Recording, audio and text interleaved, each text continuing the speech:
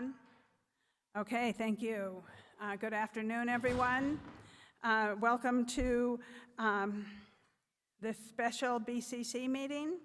I would like to call this meeting to order, and may I please have a roll call, Deputy Clerk? Of course, Madam Chair. Commissioner Camilla Bustamante. Present. Commissioner Justin Green. Here. Commissioner Hank Hughes. Present. Commissioner Anna Hamilton. Here. And Chair Anna Hansen. Present. You have a quorum, Madam Chair. Okay, thank you very much. Next, I would like to go to approval of the agenda. What is the pleasure of staff? Is there any changes to the agenda? Madam Chair, Commissioners, no, there was not. Okay, thank you. Madam Chair, Yes, move to Commissioner approve the Hamilton? agenda. Pardon? I move to approve the agenda. And I second. Okay, motion by Commissioner Hamilton, second by Commissioner Hughes. All those in favor, please say aye. Aye. Okay, next we will go on to 2 miscellaneous action items, potential public hearing. I will go on to A, consideration and potential action on ordinance number 2023 and ordinance amending ordinance number 2022-7, the short-term rental regulations, registration and license ordinance, and ordinance number 1992-3, the business registration and license ordinance. I'm going to turn this over to County Manager Greg Schaefer. Thank you, Madam Chair and Commissioners. I would note that due to extenuating circumstances, our Growth Management Department Director, Ms. Penny Ellis Green, and our Building and Development Manager, Mr. Jeremy Meir, are unexpectedly unable to attend today's meeting. The presentation that will be presented by staff will be a tag team effort led by Earl Wright, the GIS manager for the Growth Management Department, and available to assist with lifelines as necessary are Jeff Young, our county attorney, Leandro Cordova, our deputy county manager, and Jose Laranaga, our building and development supervisor. So we'll manage the presentation in that manner. Thank you.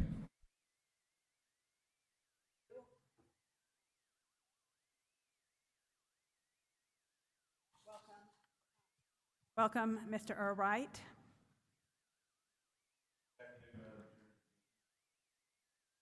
Good afternoon. So I will try and run through this presentation as quickly as possible so we can get to discussion and the proposed changes. First off is responses to issues raised at the February 14th BCC meeting. Just want to be clear that the Growth Management Department does not randomly dispose of permits.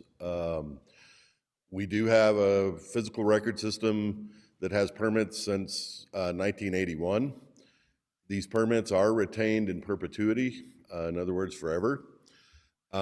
We did checking with the New Mexico Environment Department.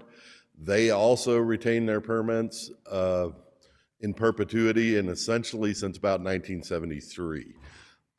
In contrast, the Construction Industries Division only retains permits for about 10 years. Our permit database does allow search capabilities, but again, the older permits may not have a lot of data available, and this is very similar to what you would find at the Environment Department as well. Forms are much different, but the data is there on whether or not a permit was issued. County records do allow for landowners or potential property buyers to do their due diligence pre-purchase.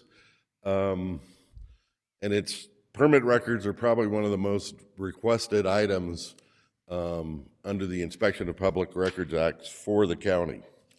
It is true that no records management system is perfect, especially when you're dealing with 40 to 50 years worth of permitting. But again, the idea that permits are routinely disposed of by the county is just Doesn't happen. County staff is very diligent about their work, and these are records that relate to property rights, and they are retained in perpetuity. We'll say that generally buyers, this is something you need to look out for themselves, and there are remedies that buyers can pursue against third-party parties that they believe have misled them, or they felt they had the duty of disclosure in their purchases. Again, this is not really the purview of the county. That's contracts between private individuals. The Growth Management Department is offering in-person appointments to assist applicants. We try and make sure that the applications are ready to go. We do this appointment process to keep people from just having to queue up in the lobby and wait essentially until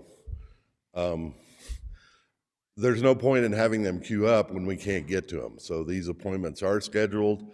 It's about a half an hour per permit request. We do have all relevant staff there, and it's unfortunate that some applicants have found that intimidating, but what we're trying to do is facilitate the process to make sure we have everyone there who can answer a question relative to the permit and to the property in question. And again, this is to ensure that help is available for the applicant at the time of their application submittal. I'm going with that. It should also be clear that the Growth Management Department is not applying different standards to short-term rentals. All applicants for business registration or a license may be required to obtain a permit. And again, this is if it is determined that the development permit,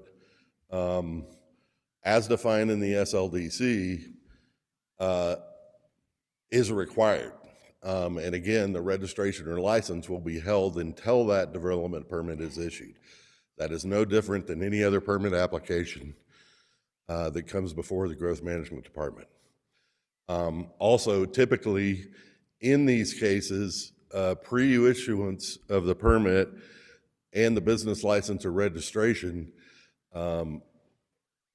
standard operating procedure is for a code enforcement visit to the property to ensure that every permit application is done pursuant to the SLDC, and that no unpermitted development or other violations are allowed to occur before the issuing of the permit. There's an opportunity to remedy those, but again, standard operating procedure is the permit and or license or business registration will not be issued prior to that inspection.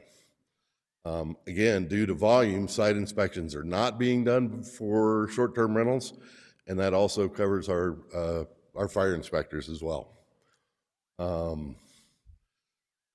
Again, the primary focus for compliance for short-term rentals is there must be a legal lot of record, a legally permitted dwelling unit, and related safety issues such as septic system, driveway access, ingress and egress.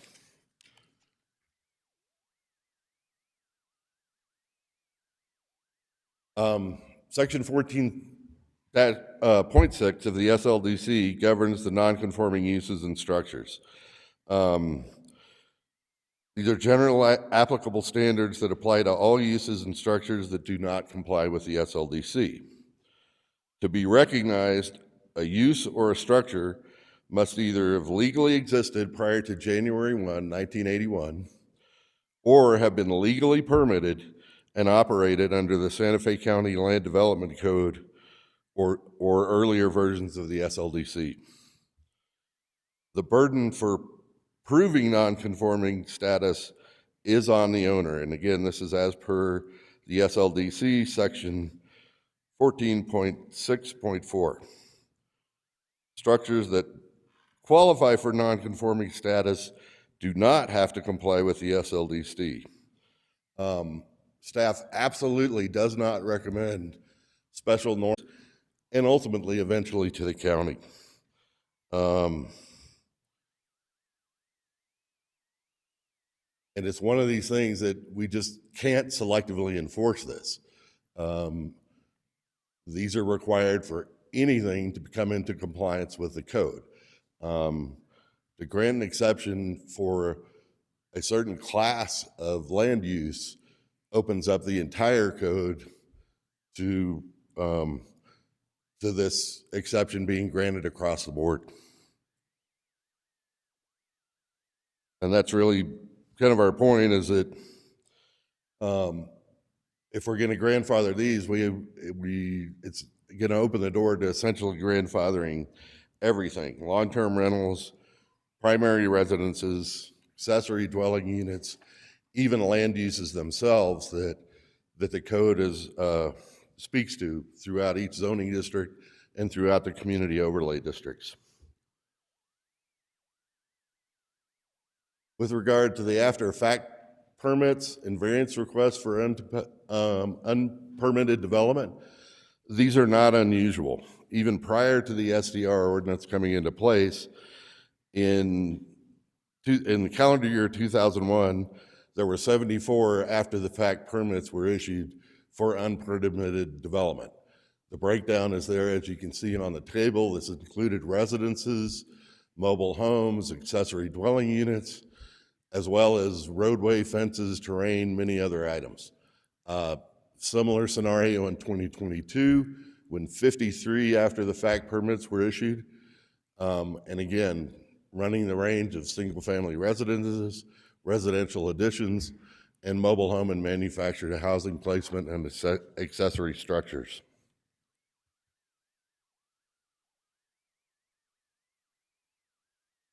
So there is a path forward for unpermitted development that does not qualify for legal non-conforming. You can apply for an after-the-fact permit. There is provisions for administrative minor deviations and or a variance process. Minor deviations are typically for dimensional requirements and also for density. For development that does not comply with SLDC standards, it's necessary to make the changes for the development to comply, and if necessary, request a variance of the requirements. Because basically the regulations are the code, and those are the regulations that are required of every property owner throughout the county. So a variance is actually is allowing, through a quasi-judicial hearing, for someone to actually violate those regulations.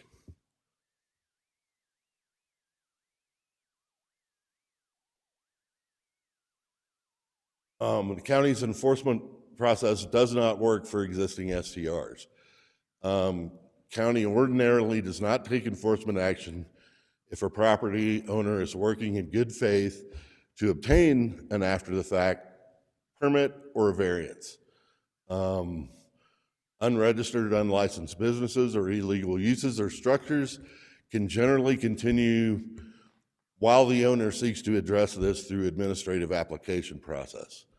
The possible exceptions would include imminent health and safety issues or repeat offenders who previously did not diligently pursue the necessary approvals.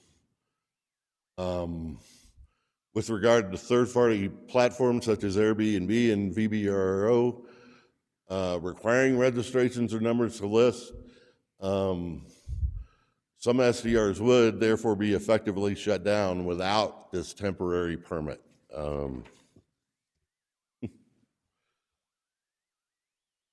One of the issues that was raised at the February 14th meeting is that there could be a crush of renewals.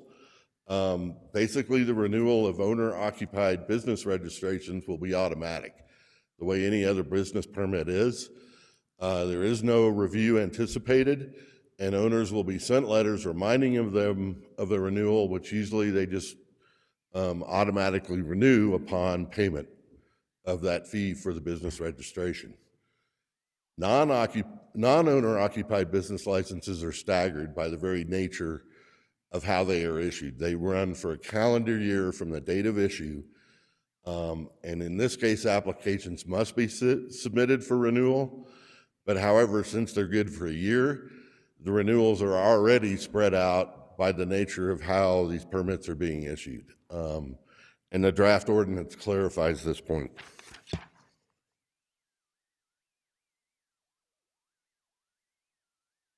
As far as SDRs, and this is a little out of my league maybe, but in the presumptive city limits, but the city and county are parties to the 2008 settlement agreement and mutual release of claims. Divided territory into presumptive city limits and areas outside of the presumptive city limits. The settlement contemplates that the city was to have jurisdiction and does have jurisdiction inside the presumptive city limits. Another option going forward is that both parties, the city and county, created the Extraterritorial Land Use Authority, which adopted Ordinance 2013-1 to implement the settlement. And again, this is what dictates the fact that the city has planning and platting authority in these presumptive annexation areas, as well as business and itinerant vendor licenses within the presumptive city limits. And it's our understanding that we don't see how county growth management can issue a business license being bound by this 2008 agreement.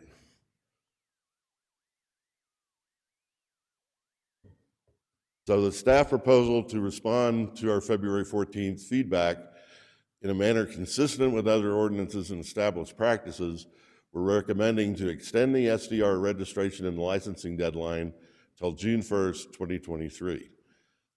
This is consistent with the proposed lodger's tax ordinance effective date and allows applicants time to apply for an after-the-fact permit and/or variances if needed.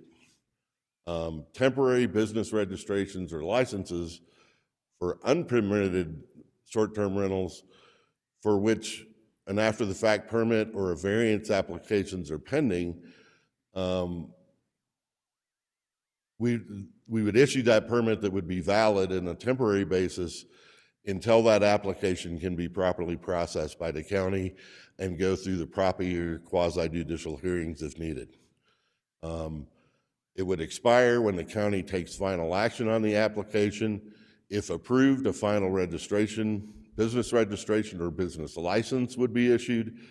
If denied, the temporary registration or temporary license would expire.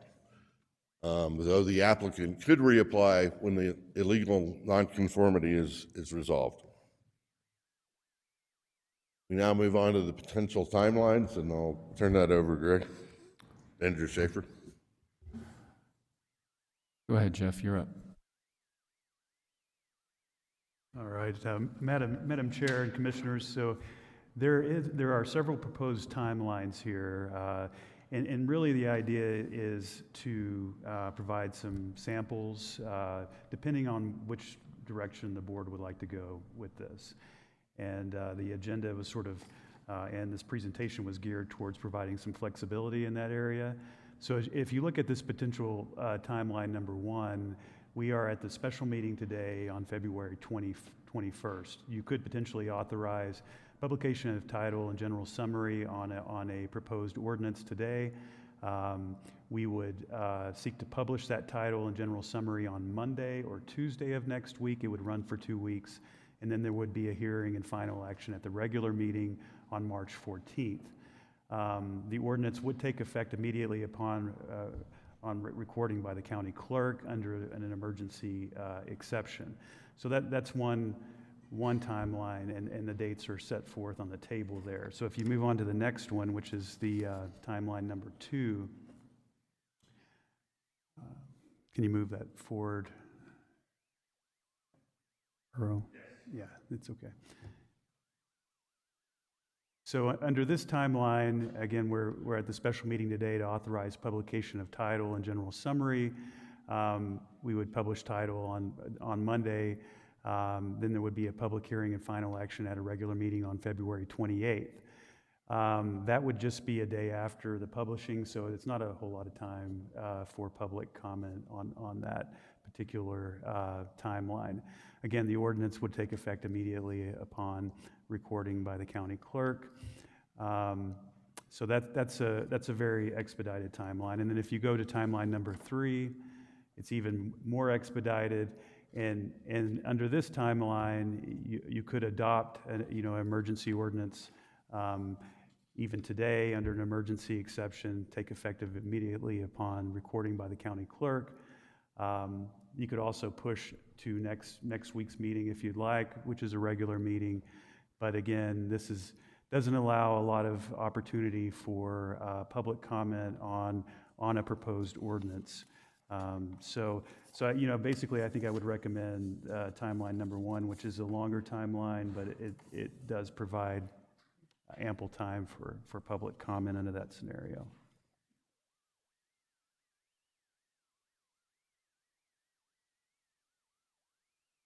So if you move to the, Madam Go Chair, ahead. did you have a quick? If you move to the next slide, I believe it may be close to the end here. That just lists the attachments. We have drafted a proposed ordinance, not really knowing exactly what direction the board would like to go, but just to give you an idea of what a draft ordinance might look like. And then, of course, there are SLDC provisions for your review. The extraterritorial land use authority ordinance 2013-01, and then the fire code compliance certification for your review as well. And Earl, unless you have other questions or comments, that's all I have. No, just stand for any questions or proceed with the action of pleasure of the board. Thank you, Earl. I want to get back to my screen since I've been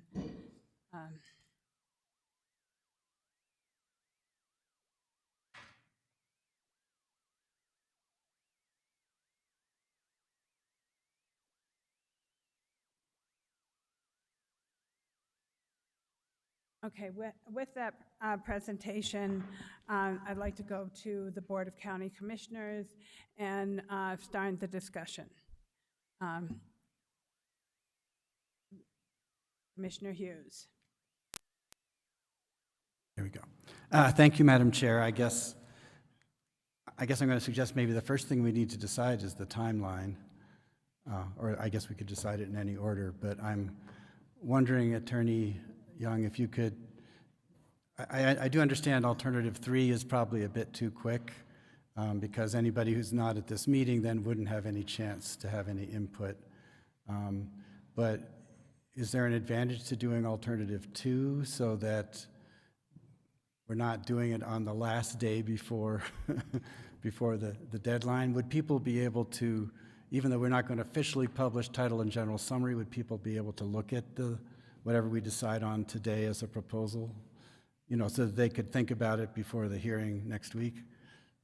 Madam Chair, Commissioner Hughes, so it is our practice at the county to, of course, publish the draft ordinances and agendas, obviously in compliance with the Open Meetings Act, in advance. And so there would be that opportunity, even if we didn't publish title and summary in a newspaper of general circulation, we would at least publish that online for public review and even comments to be submitted. And so under that timeline, whether you publish title and general summary, we could still post prior to the February 28th meeting. That is a possibility. But I do want to highlight, that the general ordinance statute does provide usually 2 weeks of running the notice in advance of the meeting. So that's why I was recommending number 1 as well, option number 1, so that there would be that. However, in both circumstances, there is the emergency exception for both publishing title and summary and the effective date of the ordinance. And so if the board finds it is an emergency, an emergent situation, then those exceptions would apply. So with Option one, do we need any emergency exception, or does that just the normal process? Madam Chair, Commissioner Hughes, so as to the effective date, yes, you would need that exception, but you would be complying with the standard process for the publishing title and summary without the emergency exception in that situation. And what are the usual conditions for an emergency ordinance? So generally, they are public health and safety, an immediate, immediate need to address the public and health and safety. Both of those statutes hit on that point. So there would need to be a finding, and in the draft ordinance, there is a finding, a sample finding included with that. Okay, well, I have probably would go with either option one or two then, but I'll stop talking now and let my fellow commissioners. Yeah, I want to have a discussion. I don't want to have any motions because we're going to have a public hearing, but I want to have a discussion among all the commissioners ahead of time. Commissioner Green? Sure. Just as a general question, are we thinking of actually changing the ordinance or just pushing the date back?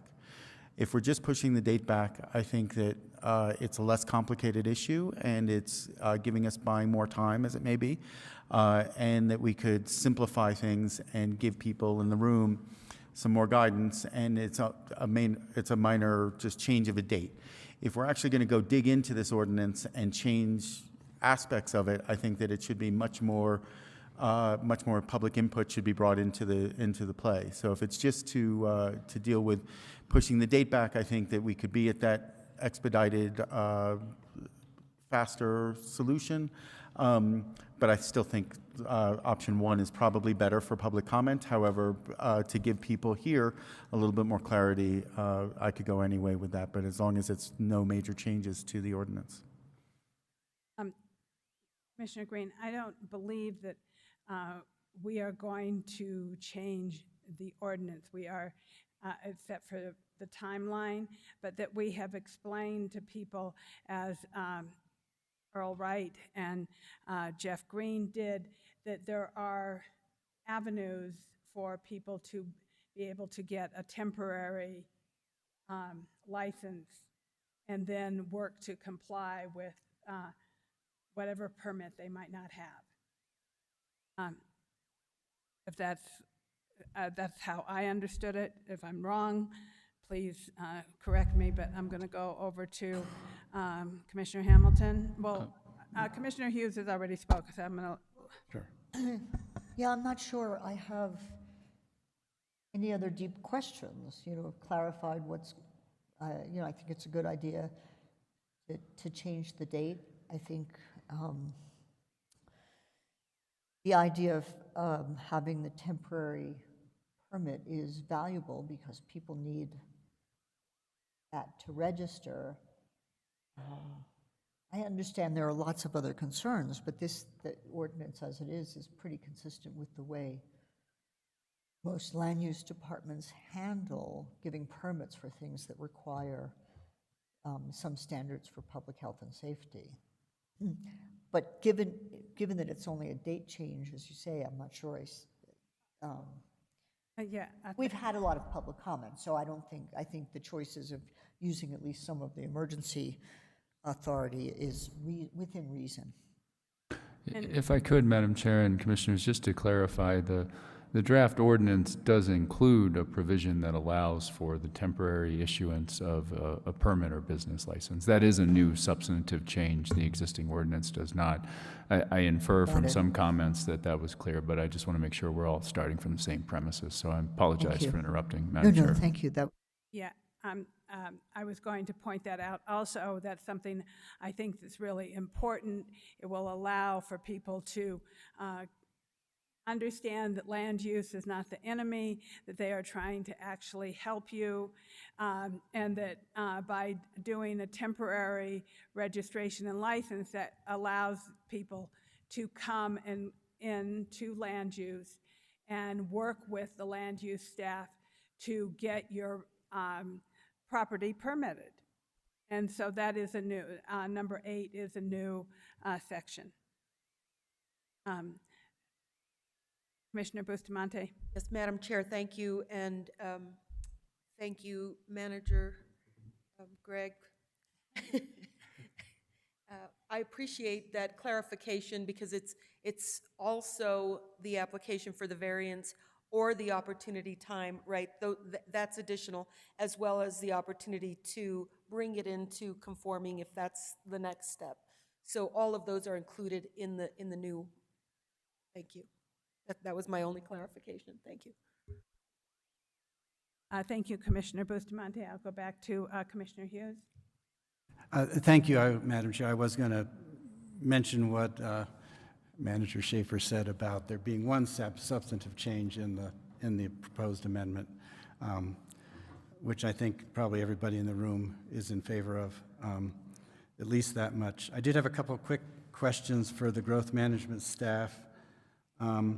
If we don't change the end date for the moratorium, are we still going to be able to get enough data to enact the final version of whatever limits? In other words, will we have data in the summer about how many licenses have been issued and what type they are? I think I can take that, Madam Chair, Commissioner. If you're looking at a June timeframe, I believe I recall Growth Management Department Director Penny Ellis Green suggesting that while it would be tight, it could be achievable. But I think our recommendation would be that you address the moratorium issue in a more regular time frame rather than on an emergency basis would be staff's recommendation, that we don't take that up at this point in time if we're operating under emergency powers. Thank you. My other question was, I got an email today, we all got an email from someone who mentioned that there was an unexpected asking for well meter readings, even in areas where there wasn't limits on wells. Does anybody know what that's about? Is that a real problem?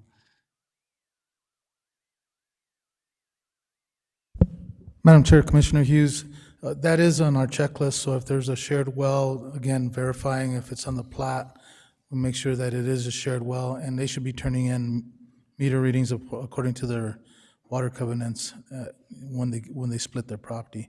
If it is on county water or community water system or on its own private well, then yes, we wouldn't ask for the meter readings. Okay, so maybe the confusion is people were not expecting to have to turn in their well meter readings if they're in an area that doesn't really have limits other than the requirement that we've always had, that you're supposed to turn those readings in. You think that's where the confusion is, maybe? Commissioner Hughes, Jose, would you please identify who you are? We know who you are, but for the minutes and for the audience. Sure. Jose Larrañaga, I'm the Building Development Services Supervisor, the Growth Management Department. So going back to that, again, when we're looking at the plat and especially the plat, that'll tell us if it has a shared well, if they have to, and then they would have to turn in meter readings. We'll ask them for that, but it is on the checklist. So if they're on a shared well and they have to do meter readings and submit them to the county, they should have those meter readings.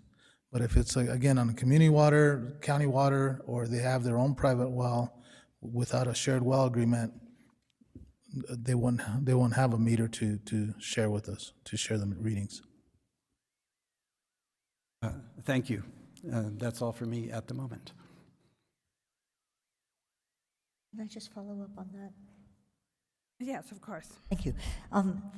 If it's on what you say makes total sense, but if it's on the checklist and it's causing confusion that it's only required for people who already have to submit meter readings because they're on a shared well, maybe we could add a footnote to that. Most people, that explains it, that you do not need this unless.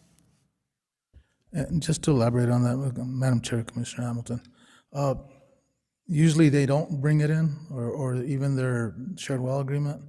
So we run down to the clerks and pull up the instrument number and print that document so it's in the file. And then if they don't have meter readings at that time, they could always send them back to us. Yes, I'm just trying to address the issue that if some people see it on the checklist and they think it applies to everybody and it only applies to a subset, we could just clarify that with a footnote or something. Whatever. Yeah. Yeah. Madam Chair, Commissioner Hamilton, Greg, I don't know if the new checklist that's online, if we took out the meter readings on that also. We'll look into making it as clear as possible. The last I looked, it was specific that that's only required if you are subject to regulations. But we'll double check, and if it can be clear, we'll certainly do that. Thank you. Thank you, Commissioner Hamilton. So one of the other, I'm going to make a few comments now. One of the other issues that I've had with constituents was about the fire code compliance certification. So I requested that Chief Black and the fire department come and explain this form, the short-term rental fire code compliance certification, so that people understand what we're asking them to do, because there seems to be some confusion about this. And so I want to be clear about this, because there was questions. So please, good to see you, Chief Black. Madam Chair, thank you very much. Thank you for having us today and inviting us. So to address the issue with the short-term rental fire code compliance certification, to comply with ordinance number 2022-7, section 7, it does talk about that the owner shall certify under penalty or perjury compliance with fire code requirements of most significance to short-term rentals, and that the short-term rental is subject to fire department inspection. So that is accompanied in the attachments of today's agenda, the short-term rental fire code compliance certification. So, Madam Chair, just as you were talking earlier, we want to be of assistance in this program and not a hindrance. And so we, working with Fire Marshal Blay, put together a checklist that addresses items that are specific to short-term rental, and specifically looking at items that are of interest to the structure itself as well as the environment. So the first portion of the compliance certification form talks about issues that are of particular interest for life and health within that structure. So such as smoke detectors, a fire extinguisher, if there's a fireplace, to have a metal can with a lid. And those are things that the short-term rental owner-operator, would then go through and make sure that they are in compliance with. The second portion of this form talks about the vegetation management plan, which requires the short-term rental owner-operator to have a defensible space to ensure that they have wood stored away from their property to really protect it against the threat of a wildfire or something of that nature. So this is a self-certification form that the owner-operator would do and then would turn in with the application. To comply with the ordinance, they are subject to inspection by the fire department. So if there is any cause for concern, that's where Fire Marshal Blay and his inspectors can then make contact and perform any needed inspections. Thank you. So on this issue, in some places, defensible space in the county is no problem. In other places, people live in very tight, condensed places, just like they live in the city. You know, Agua Fria Village being one example. And so defensible space might mean something else in a traditional historic village where the houses are more dense than if you're out in the country in El Rancho or Cuyamonga or Stanley, you know. So I think that is where people are getting uncomfortable, you know, like what, it's obviously one size does not fit all. Madam Chair, yes, ma'am. So if in the attachment, it does talk about of what defensible space is, And so if we're looking at things such as an example would be a 6-foot minimum clearance for tall ponderosa pines, and then moving further out as well, depending on the space from the structure. Assistant Chief Blade, can you elaborate on what that would entail? Madam Chair, so the intention of this vegetation management plan is to rule by example. The county, we want to make sure that people are going to be safe, protect wildland fires from burning their homes, protect their tenants. And this is a process, it's a document that basically if you don't have the space to do defensible space, it can shrink or expand as needed, depends on the size of the lot. If you have a very small lot, then all you need to do maybe is just to make sure that if you have a tree abutting your structure, that maybe you need to cut some branches within 5 feet or something like that. It doesn't mean that they need to cut trees. Usually defensible space won't entail cutting trees. It will entail trimming branches, getting rid of the underbrush if it piles up. I don't know if that answers your question. Yes, I believe it does, but you know, I have suggested that the person who wrote me this would be online or come to this meeting, so at some point I will open up a public hearing, but and if that question comes up, I mean, because that is something that people have been concerned about. So I just want to make sure that you're available to answer those questions. Madam Chair, if I may? Yes. One of the reasons we ended up adding it to this list is because we had a lot of people concerned about the lack of defensible space, and then having tenants that maybe are not going to be as careful as the actual owners, and during the summer they could potentially smoke or light cigarettes or throw the cigarettes. So in theory, this was to protect the county and the residents. We all know that defensible space around a home is the most important thing you can do to prevent a wildfire. And so I don't have any issue with this list, but I want to make sure that constituents are able to understand it also. Are there any other comments? The other comment I have is I would like to suggest that we go with option 1. I think that we are meeting the deadline. We will be able to extend it on March 14th.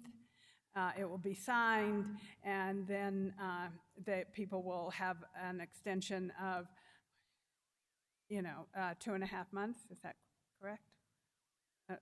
Thereabout. Well, March 15th, April 15th, May 15th, 2.5 months. Yeah. So I would think that that would be the best avenue, because then if people have issues that during that time, they will have time to comment at our next board meeting and at the board meeting on the 14th. But I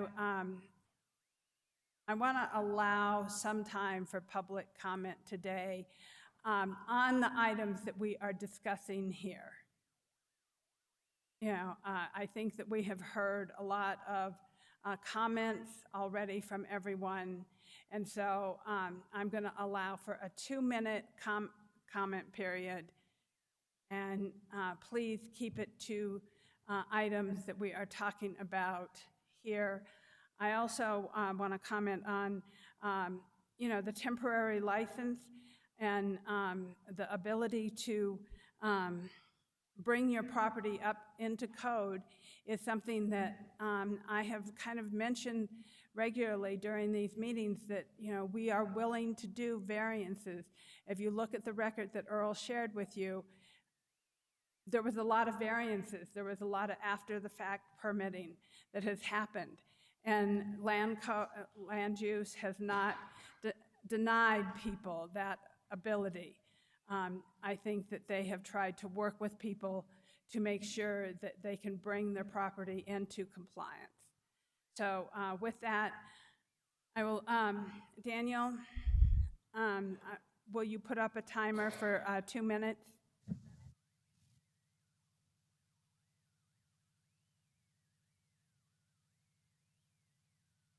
I don't know if I have Daniel. Madam Chair, available. yes, I will.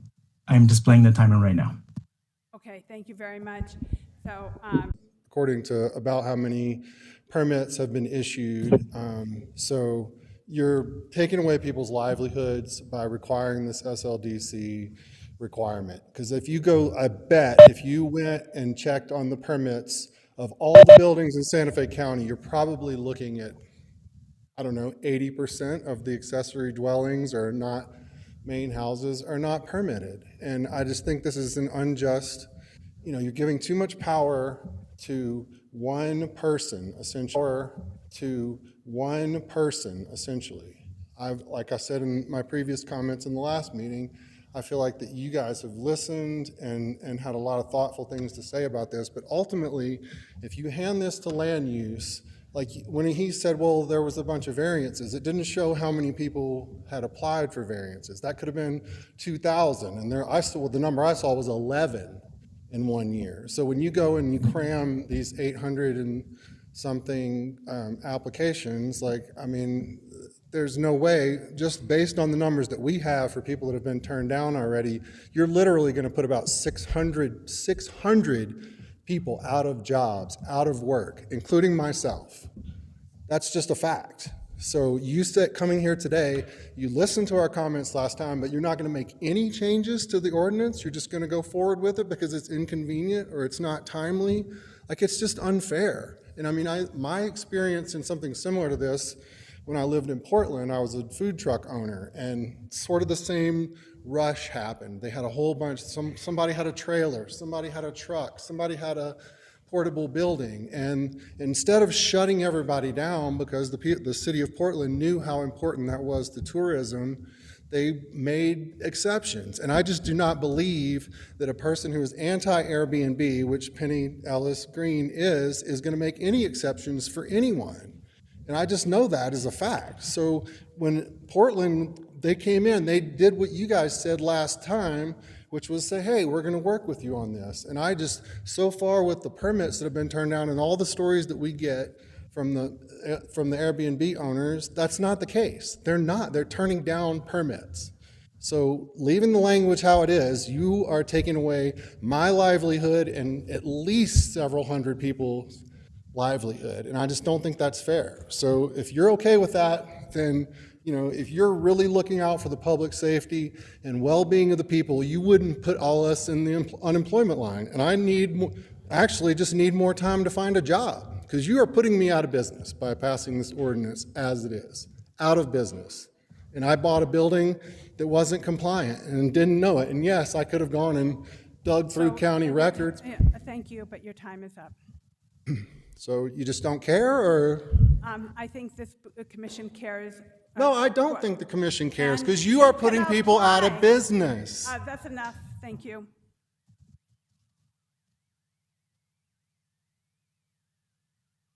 Hello, my name is Mary Garcia, and I have questions about the vegetation management plan. I think it's idealistic, but based on the way New Mexico landscape is, it's unrealistic. And the problem is that it says that if you don't abide by this, that you will be charged with perjury. That's what the ordinance currently says, and I have a real problem with this perjury penalty. I'm wondering, are there other businesses, organizations, et cetera, in the county that have perjury as a penalty like the short-term rentals do? Are there other businesses that if you don't abide by something, you're charged with perjury? Because it says that in the ordinance. And I can read it to you if you want. But, so I think that is something that you need to reconsider about changing. That you, and people that have already applied for their license, and maybe they didn't realize that they were up against that. The other thing, I spoke with one of the fire people, and she said that, to her knowledge, she was always taught that if you have regular watering system, like a drip system in an area, then that excuses you from some of these regulations. And she looked at the ordinance, and she said, or the maintenance plan, and she said, it's not in here. So, and one last thing is, if you have a plan, that seems to me you need to carry it out. I don't know that the fire departments can carry out all those regulations throughout the county. I can see them to be guidelines or recommendations, but as a plan, I don't think that's going to work. Thank you. Thank you, Maria. My name's Evelyn Bemis. I live in Santa Fe County. I sometimes forget to say thank you for all the work that you guys do that I approve of. I just, like what you do, and then I forget that part. So I am here, one of the few probably, on behalf of this ordinance. I thank you very much for bringing it forward. My next door property was bought about 3 years ago, specifically for renting out the main house and the guest house, despite the fact that when I'd owned the property, I put restrictive covenants on it. And at the time I did so, it could have never had legally a guest house. It could not have, it was less than 10 acres. But even so, I put a restriction on that said no short-term rentals. And I made sure the realtor knew this, and still it sold to these people. And when I discovered that they had listed both properties on Airbnb, I called them and I said, no, we've had discussions.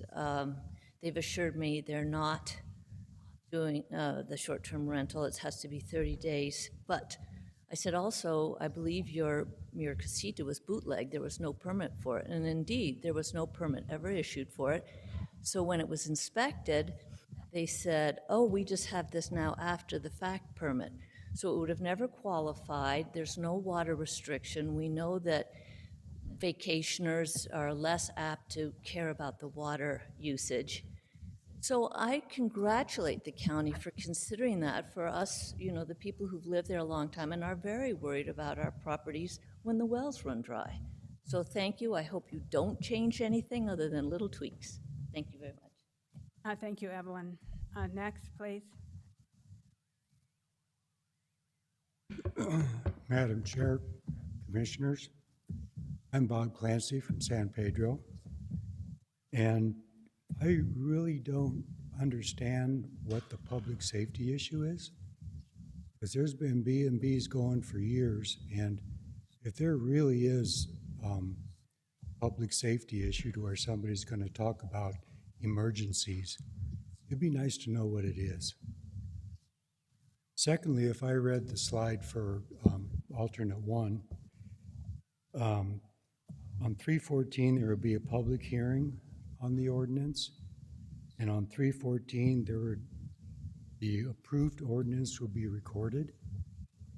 That really doesn't make sense to me, that there's a public hearing and then boom, something happens.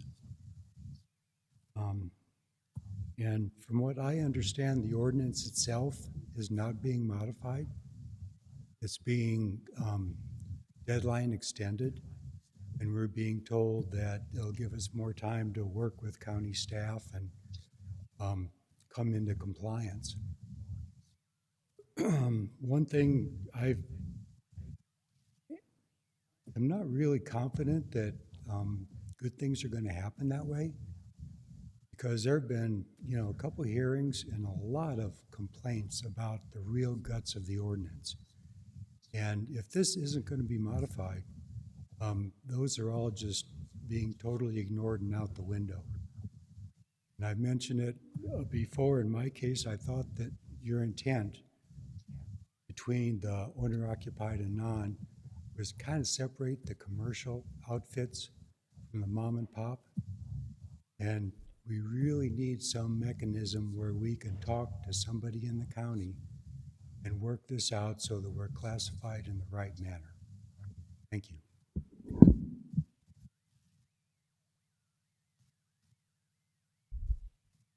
Hello, my name is Jan Rosenthal, and I have a place at Pueblo and Contado. My parents have owned it since 1987.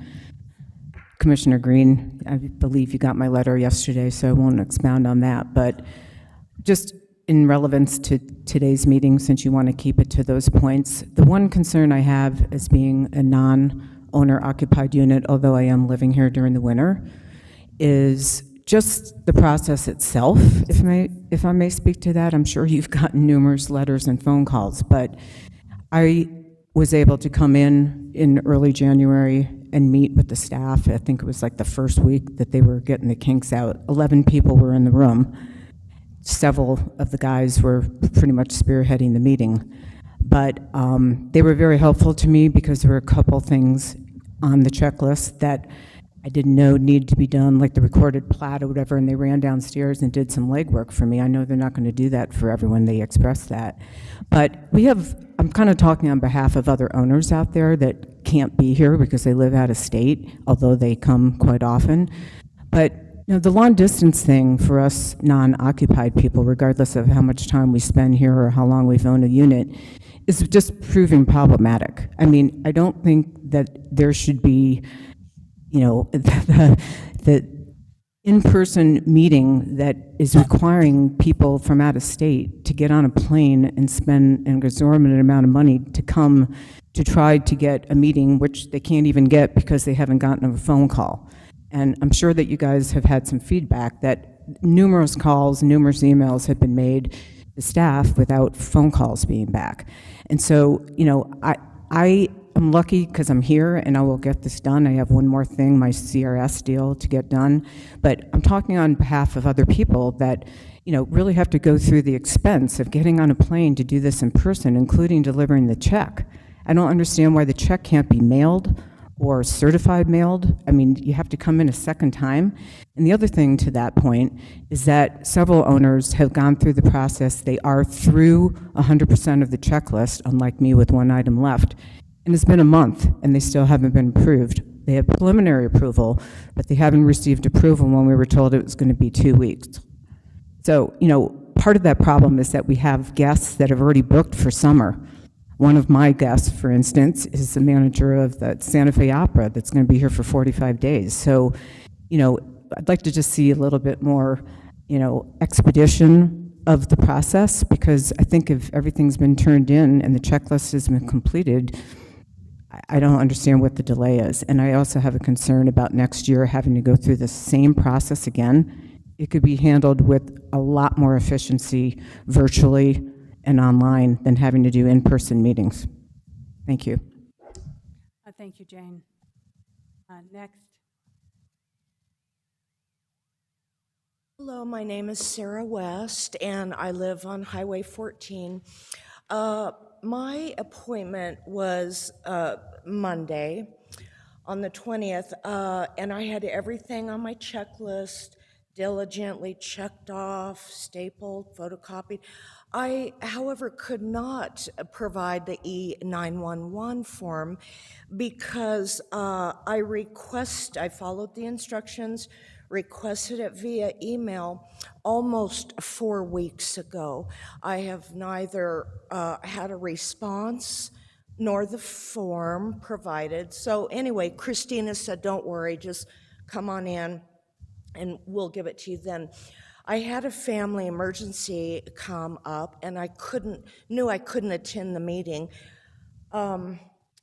I started calling Christina, who's been very helpful, at 8 o'clock sharp in the morning to let her know, give her a heads up I couldn't make it. I kept getting an old school busy signal, just over and over and again. I called, I don't know, I mean, sometimes it was neurotic. I was calling every 5 minutes, every 10 minutes. I would say on average, I called about every 30 minutes the entire course of the day from 8 a.m. sharp till close of business. And then I tried to, and same thing, busy signal.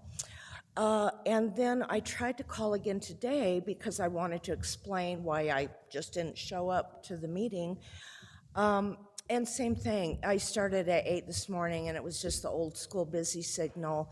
So if you see Christina, tell her I'm sorry I couldn't make the meeting, but yeah, I do wish that you would reconsider some of modifying the ordinance, especially those permits. Land use is not out to help us. They're tough, so it's pretty scary. So thank you. Thank you, Sarah. We did have phone issues at the county on Monday and Tuesday, which is today. So we apologize, and I hope that Christine will get back to you very soon. Is there anyone else online? Daniel, who would like to make a comment? Madam Chair, we have Katie online that would like to make a comment. Okay. Katie, can you hear us?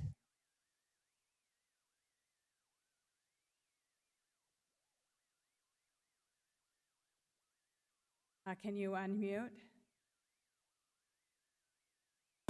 Madam Chair, it looks like she may have dropped off. I think you just unmuted me. Okay, hi, Katie. Well, you look like you're muted at the moment, but you were unmuted for a second, so let's see if we can get you on. All right, I think I'm unmuted. Thank you. You are welcome. Thank you so much. My name is Katie Toy. I've recently moved to Santa Fe and I'm in the process of purchasing a home that has been rented as a short-term rental. And it's kind of a complicated situation just because of the timing of it. But the questions that I wanted to ask, I guess just in listening to a lot of people, I'm wondering if the county or land use department has maybe considered the need for like new homeowner education or training. It seems like the SDR application process is, kind of indicating that inspections and appraisals maybe aren't identifying noncompliances, and new homeowners may not be aware that their home improvement projects are noncompliant. So it seems like, a lot of these issues may be just related to a lack of awareness and competency regarding regulations. My second question is if the county might be willing to indicate on the website or in the application packet the average timelines for things like back permitting and pertinent contacts to reach out to for more information, just to kind of help community members participate in the process and get the information that they need, and to try to plan, I guess. If issues do come up, how much time can they expect things to take? So that's it. Hopefully that wasn't too much. Thank you. Thank you, Katie. Daniel, do we have one other person? Did you say two people? Madam Chair, our next speaker is Ethan. Welcome, Ethan. Hi there, my name is Ethan Stone. I was a pretty early applicant in the process. It was pretty confusing, but I made it through it. It seems like this has been addressed, but there was really no reason for this meeting to be in person as my application was complete. So I believe that's already taken care of, is my understanding in the last meeting. I think we desperately need a system to electronically track these application statuses, because at this point I've completed the process, but I haven't really received any temporary or permanent approval or further information. As for defensible space, I wanted to provide some comment on that area. Unlike the other items that were mentioned in the fire attestation, which are obvious life safety concerns, and my understanding that was the intent of the council when they instructed the fire marshal to come up with this list, because I followed closely to the discussion that was had. there's really no obvious life safety concern to defensible space. I do understand the property connection there. And really, the county has not met the burden of providing evidence to suggest that an owner-occupied short-term rental has different fire protection issues than any tenant, long-term tenant-occupied property. If there's a history of such loss related to short-term rentals, the county really needs to provide that prior to selectively enforcing the defensible space provision, especially in application to sites that were prepared before the ordinance was put into place. We all know defensible space is incredibly important, but we need to recognize that there is a significant cost in terms of engineering potentially for erosion control, relocating prior permitted gas tanks, and also potentially moving entire septic fields that have integrated vegetation as part of their permitted use that predates this code. So I think we need to take a look at that in more detail and understand how that would impact a lot of these properties and understand how it would be enforced or what variances would apply to that provision. Thank you, Ethan. Do we have anyone else online? Madam Chair, Myra Canterbury would like to speak. Okay. Welcome, Myra.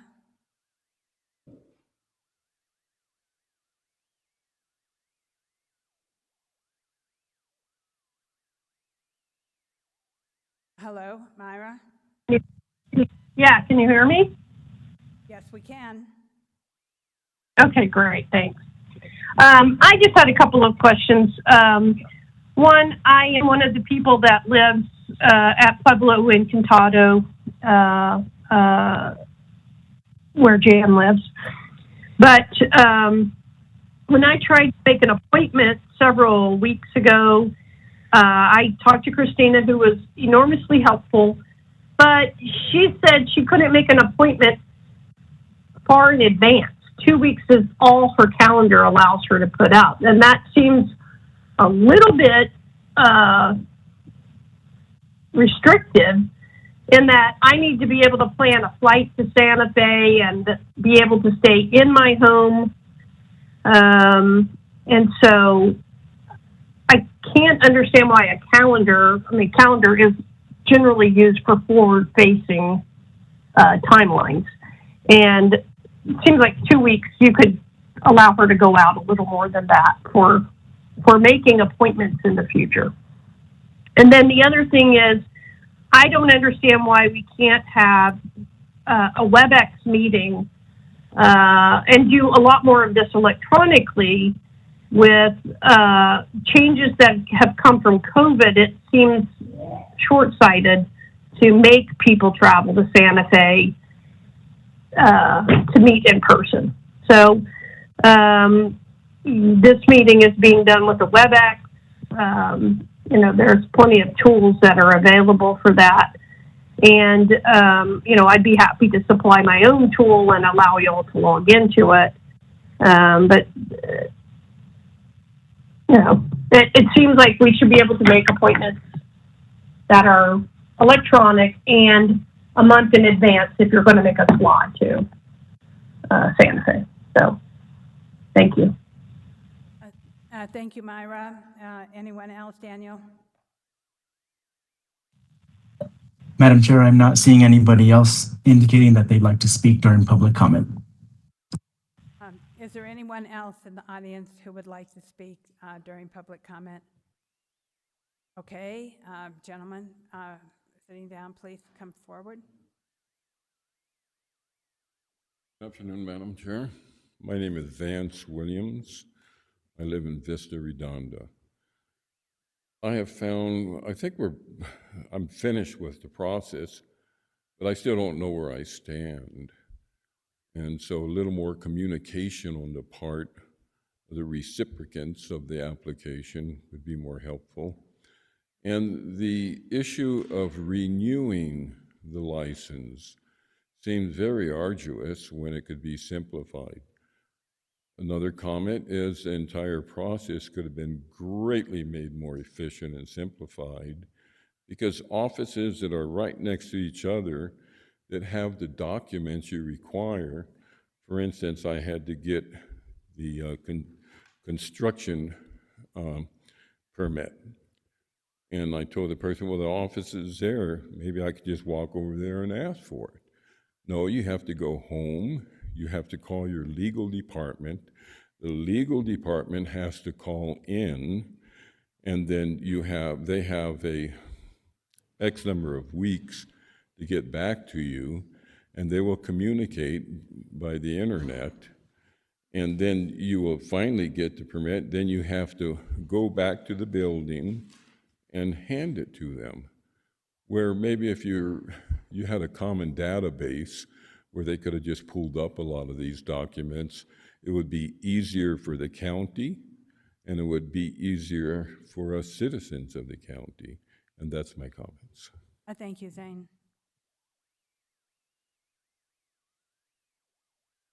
Hi, my name is Hervé Goujon. I'm in the county as well. I have a question about the ATF. We don't know how much that's going to cost. Is that going to be an additional burden on us? We don't know the cost of getting such a permit and after the fact. Again, most of the homes in Santa Fe County are old. They probably were not permitted. I think Trey said that. I think it's true. It's not on the checklist either, which is kind of a surprise when we go to the appointment and we're told that we should have a permit for buildings that were maybe built in the 40s or 60s before the county implemented such a rule that we needed a permit. So I think it's not really fair. The other point I'd like to make is that I have friends who are realtors. They are saying the more permits are denied, the less business they're going to make, because they have people who come to buy homes in Santa Fe, hoping maybe it will be a short-term rental. If the permit is denied, they can't make the sale. So you're hurting local businesses. It's tax money for the county. It's money for the people who sell the properties. Plus, of course, it's income for us who own those short-term rentals and have invested quite a bit of money in a business. It is a business. Putting business, people like us out of business goes against what the county should do. So I think you should make it really easy for us to get the permit so we can keep on bringing tax money, tourism dollars to the county, which otherwise you won't get. You're kind of shooting yourself in the foot by denying permits or making it very difficult to get the permit. I think we have to be reasonable, give the permits, make it as easy as possible. I think extending the deadline is a necessity to start with because we cannot get the appointments. The ATF is a novelty. We didn't know. It's a surprise. It's going to take a while. There is no way we'll be ready by March 15th. And we have bookings after March 15th. What are we supposed to do, cancel them? It seems to be everything has been precipitated, not really fair, not really taking into account our investments, the money we bring to the county, and that we are not the enemy here. And I think a lot of us feel like we are treated like the enemy. And we are not. We bring business and money to the county. Thank you. Thank you very much.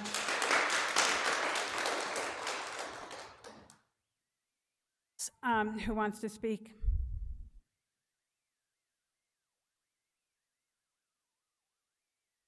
Commissioners, Madam Commissioner, I've been here before. My name is Deborah Tompkins. I want to thank everyone at the office at Santa Fe County, including Jose, who has been so helpful in helping us trying to get this process finished. I am dismayed, though, because if you've ever had a dream where you can't reach to the end of the hallway, this is what it feels like. We have been told that we need to pour concrete down our shower drain. We need to revegetate one driveway, even though the 911 numbers have already been placed on both driveways, so which one is it? I know Jose and everybody in the county is doing a good job and doing their best, but why not grandfather ADUs if they're listed as non-legal, non-conforming structures with the tax assessor's office? I'm afraid you're all going to end up with an empty bag at the June deadline, because at the moment, you're not going to have people come forward and try to get an ATF permit. It's just not going to happen. I would wager a good 80% of the properties in Santa Fe County are non-conforming and they're not permitted. So you're going to end up with an empty bag come the June deadline. We're at the point right now where we're going to give up because we don't want to compromise our property values by pouring concrete down one of our shower drains. And we certainly don't want to revegetate one of our driveways because I'm concerned about guest safety. I'm concerned about safety. None of this SLDLCU is about safety. None of the land use rules, the development permit has nothing to do with safety. Even if you do have a development permit, you still can't get a state-issued building permit after the fact. So why are we even doing this? Thank you. Thank you. Okay, I will close public comment, and I will go back to the commissioners. Commissioner Green. So, thank you, Madam Chair. Jose, I've got a question for land use. It's, is this system that's currently backed up for short-term rentals, is it impacting other building permits going through the process right now? Is there like a waiting list that's beginning to build up behind here for housing and other permits? Madam Chair, Commissioner Green, no, the residential permits are, we're staffed on that. Those are still going through the regular process, and that should be a 15-day review process. And the STRs is a separate application. Again, you've heard over and over that we've had a crew in there. We've kind of limited it down because of staff to 3 of our staff, a BDS staff, and Earl usually has 2 of his staff in there. And it's for training purpose too. We have some new people in there, so that way they can start learning what a submittal, basic submittal is. Okay, great. Thank you. And then in terms of the after the fact or these non-compliant building structures, sort of 2 questions. One, in a lot of communities, Airstreams and other trailers are allowed, and from my understanding is our ordinance does not allow that. And so this might be a little rhetorical to ask my fellow commissioners if this is something that we want to look at to either deal with trailers or some of these non-conforming types of, whether it's a yurt or a dome or another sort of alternative structure with a different type of occupancy that we could create that is safe but allows for a different experience in Santa Fe. Madam Chair, Commissioner Green, you are correct. Under the definition of a dwelling, it states that an RV is not allowed to be lived in. So we wouldn't allow that. They could always come back to create, if the zoning allows, to create a camp or campground, an RV park, and put park model RVs and use it as a short-term rental area. And so the other uses as a yurt and so on, we have permitted them as a dwelling. They just need to meet the standards and then, of course, meet the CID standards, state standards to live in it. And then lastly, does the state CID review any of this? Or is this another complication that we're going to have with the after-the-fact licensing? So I spoke to Martin Romero and Clay Bailey. They are from the state. They are division directors and bureau chiefs. If somebody comes in with the after-the-fact permit for a dwelling unit, one of the requirements, well, there's 2 requirements. They could choose either one, the applicant, is that you'd hire an architect or engineer to certify that that dwelling meets code requirements, that the electrical, the plumbing, everything else meets code requirements, and they would accept that as their plans. The other thing they can do is take off drywall, take off and look at the electrical, the plumbing, but that's state requirements.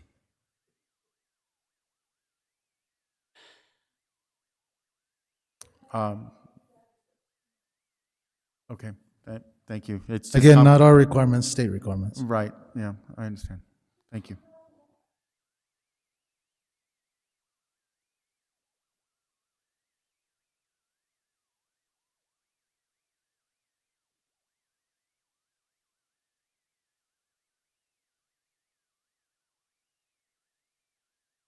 Okay, are you,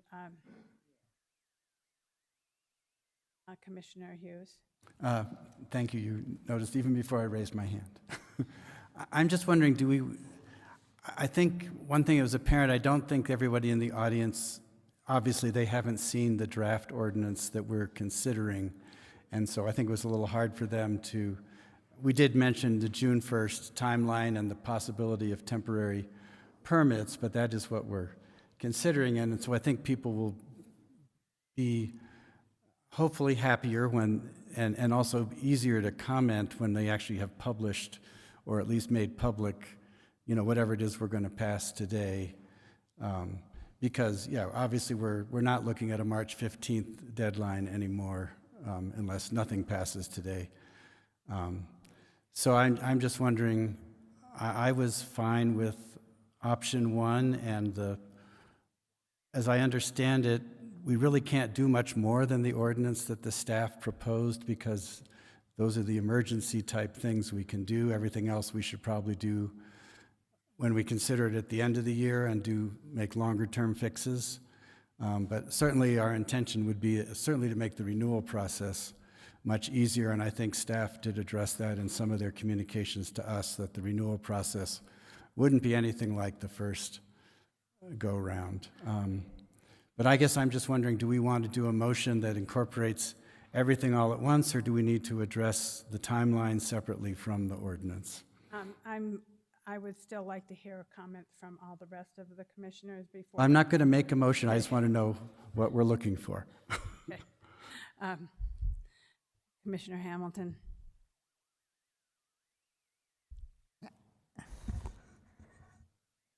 It's just interesting because I've got some input from some very people I know who are constituents, that all this stuff in the presentation sound good, but they are still getting a runaround in terms of coming in. I'm not sure I understand why people have to come in. I understand the response is because if they come in, we can help them get everything done all at once. But then we keep getting comments that, well, we come in and then we're told we have to go do something else someplace else, and we have to come in multiple times. So I'm still, I think extending the deadline and what we're doing today, but I'm still concerned about the fact that implementation seems to be a real problem. Thank you, Commissioner Bustamante. Madam Chair, I think the extension of the timeline with the caveats, the you know, a temporary permit, the potential for a variance, all of those allow that to that end. I am, much like Commissioner Hamilton, I am concerned because we do want things to be a bit easier for people, if it is possible to somehow expedite a process that is important. I have to say, my number one thought is a health and safety thought. And if there is any type of request for some type of getting away from the purpose of permitting, those are health and safety reasons. And it's not about trying to make things more difficult for people, but I think that we have to look, and there are plenty of really good examples of where building code has been bypassed, especially now with fires all over the country. Other countries that do not have building code, and they are buried under rocks on days like today, given the earthquakes. All of the things that have been put together for the purpose of a permitting structure is reasonable for the quality of life for the inhabitants of Santa Fe County. And I am very focused on the inhabitants of Santa Fe County, and whether or not people are putting structures and looking for variances just because it's cumbersome and it doesn't have a permit. Health and safety is the bottom line. It really is something that if you do not have safe and resilient structures, the misery isn't about a meeting at a county commission hall. The misery is about how to make good on something that should have been more protective of the inhabitants at the time it was determined it would be used for any kind of extended use. So that being said, as I am sympathetic for the amount of time that it takes to get things done and do them right in the interest of public service, ensuring our insurance is going to cover it, and that's for those who are, you know, transforming a tough shed, whatever, to make sure that things are meeting code so that people are healthy and safe when they do come visit our community. I think that I've heard what we needed to hear today, want to make sure things are easier, but we're not doing the right thing if we do get away from requiring code that ensures that people are healthy and safe. And that's all I have to say about that. Thank you. Thank you, Commissioner Bustamante. So it's one of the things that we have done for those in the audience and those out online was that each of us have a constituent liaison. And we have given up 2 days of those times. We only have one employee that works for us as commissioners. And we have given up time of our commissioners, of our liaisons, to help the public because we really want to help you. I know some of you don't feel that way, that you think we are trying to make it harder, but we are not. I want land use to hear. We want you to help these people when they come in. Help them, go down, take them downstairs to the assessors, take them to the clerks. I mean, make them feel like they are respected, because what I'm hearing is that they are not. A 911 address might be difficult to get. Maybe you can't do that in one day. But I know that Earl Wright is a stellar human being and is doing everything he can to help you. And so, I'm saying that to you because I know our land use staff is trying, but we're also understaffed. And so that's not an excuse, but it gives us the ability to extend the deadline so that we have more time for everyone. Our liaisons are on the phone with you. We are trying to make sure that every single person who calls in gets answered. We have had phone issues for the last couple of days, so we apologize for that. Some things are out of our control. CenturyLink has not been cooperative. So, there are things that we have not been able to do. But in general, sincerely, this temporary permit was not something that was available before. We are adding it into the ordinance, the temporary registration and licensing, so that you can bring your property up to code. It is for the health and safety of the community to bring your property up to code. It is not something that we... It is something that we think that properties need to be. I agree with Commissioner Bustamante. Everybody Madam is... Chair, I'd like to call for order, please. Yes, Thank you. I'm not answering any questions. So I'd like to continue this discussion about the resolution and about the ordinance change, and do we want to make it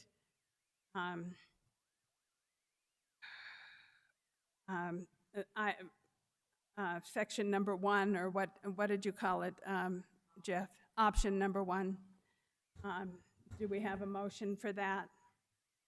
Madam Chair, I'd like to make the motion that we would go with timeline number 1 for amending the short-term rental ordinance.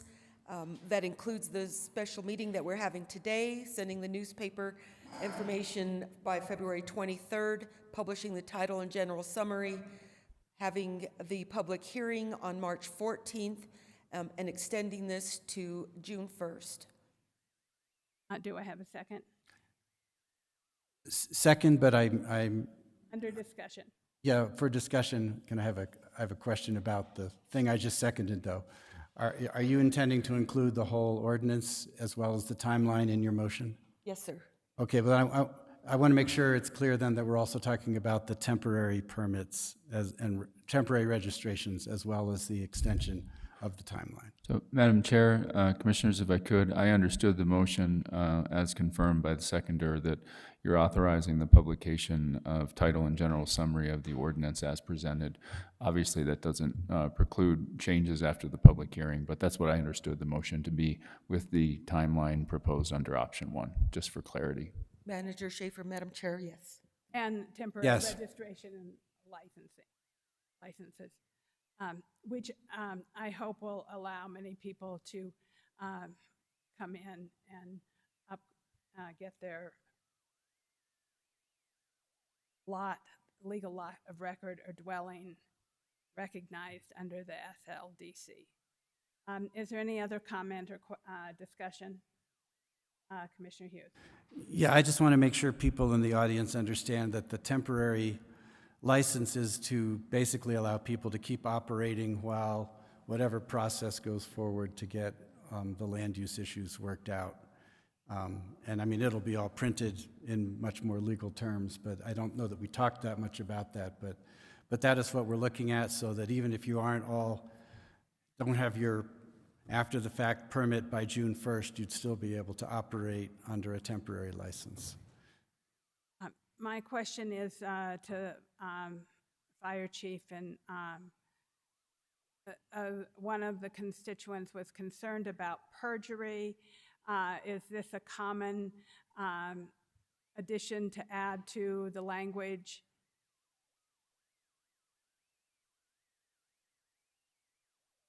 I mean, it is a self-certified, so you are making a commitment.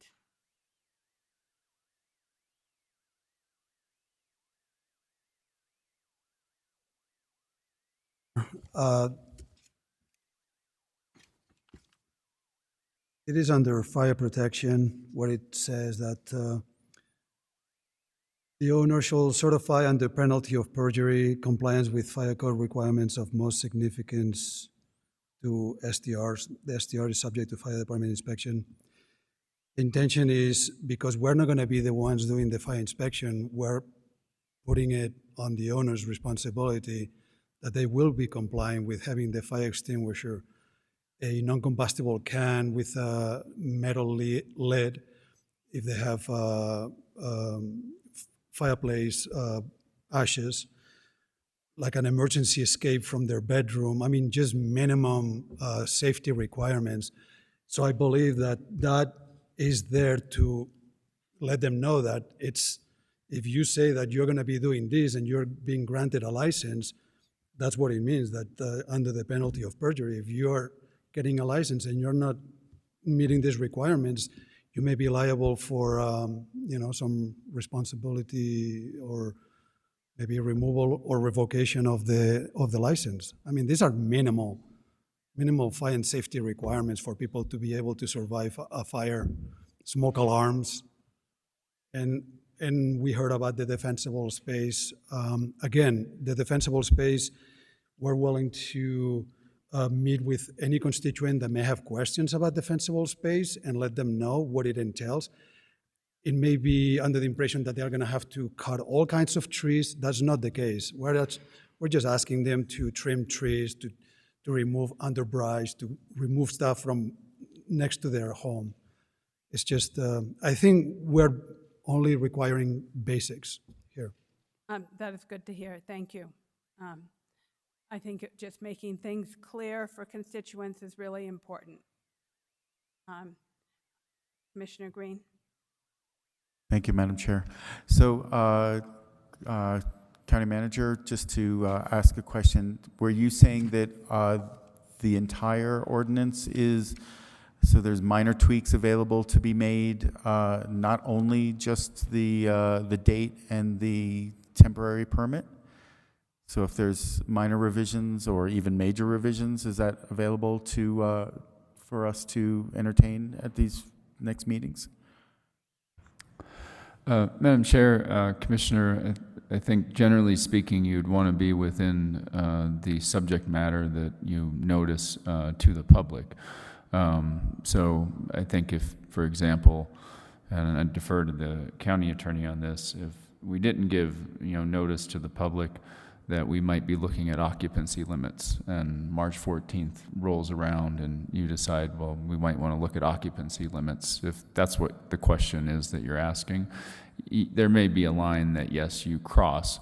My comment was more focused on the fact that, within the summary, the general summary that is provided to the board, that there is flexibility. So, June 1st is what's in the draft ordinance, certainly nothing would preclude you from saying July 1st or August 1st. I think it really does depend upon the general subject matter that is put forth to the public. So it's a nuanced answer to your question, but I hope that I did answer it.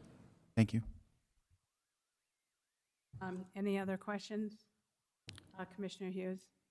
Yeah, I just wanted to add in answer to your question and the fire marshal's answer that in my previous business where I ran a nonprofit, I had to sign that I was not committing perjury about once a week. So basically all you're saying is, yes, I am telling the truth. I did put up smoke detectors. I did cut the limbs, things like that. And so it's pretty common language in my experience. That's all.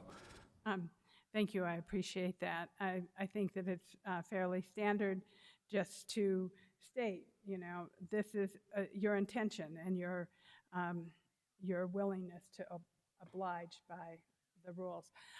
In response to Commissioner Green, yes, I think there are things that need to change in the ordinance, but this is not the time, and we had set that aside to do that at a later date.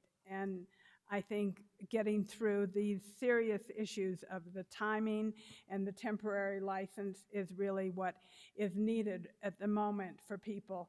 And as we move forward and the moratorium ends, or as we move forward and we want to bring back the ordinance, I think those are the times to make more substantive changes, which I think we do need to do.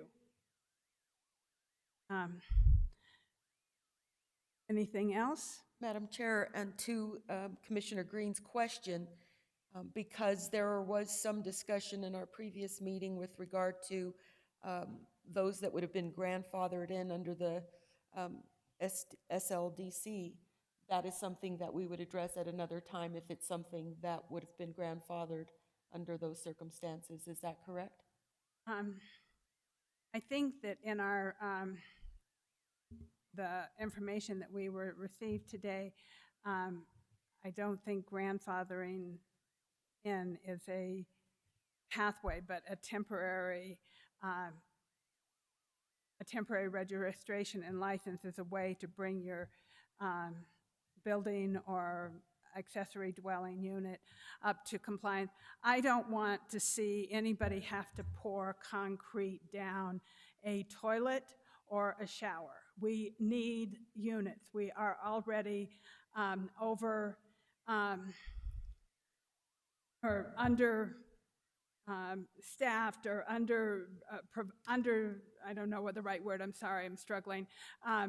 We don't have enough units for people to live in as it is.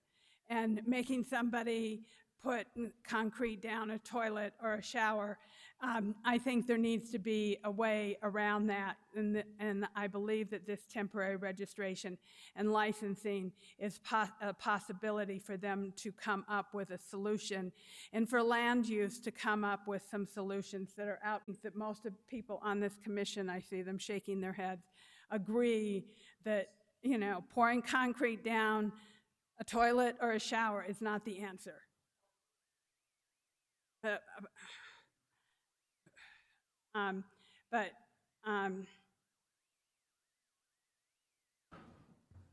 We will, I'm going to call the question unless there is any more discussion. So all those in favor of moving forward with this motion, please say aye. Aye. Aye. Aye. Opposed? The ayes have it. Deputy Clerk, would you like to give me an ordinance number? Oh, no, maybe not an ordinance number because we haven't approved it. So we can now publish title and general summary. Okay, so thank you. Let's see. Concluding business. Are there any announcements or any announcements from the commission? Okay, and I will ask for a motion to adjourn. Oh, okay, announcement.